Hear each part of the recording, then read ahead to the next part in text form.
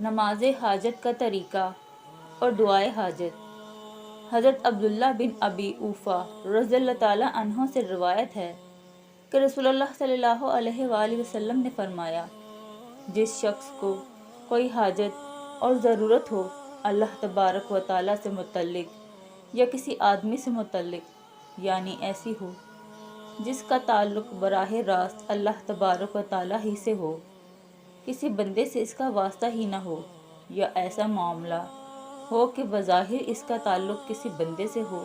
بہرحال اس کو چاہیے کہ وہ وضو کرے اور خوب اچھا وضو کرے، اس کے بعد 2 رکعت نماز پڑھے، اس کے بعد اللہ تبارک و تعالیٰ کی کچھ حمد و ثنا کرے اور اس کے نبی صلی اللہ علیہ وآلہ وسلم پر درود پڑھے، پھر اللہ تبارک و تعالیٰ کے حضور میں اس طرح عرض کرے،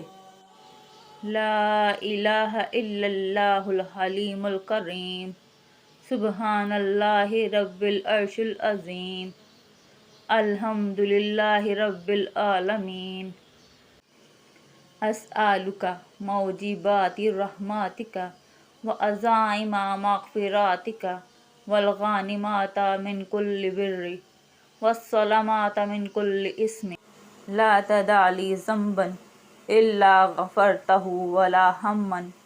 الا فرجتہ ولا حاجۃ ہی لک رضا الا قضیتہا یا ارحم الراحمین۔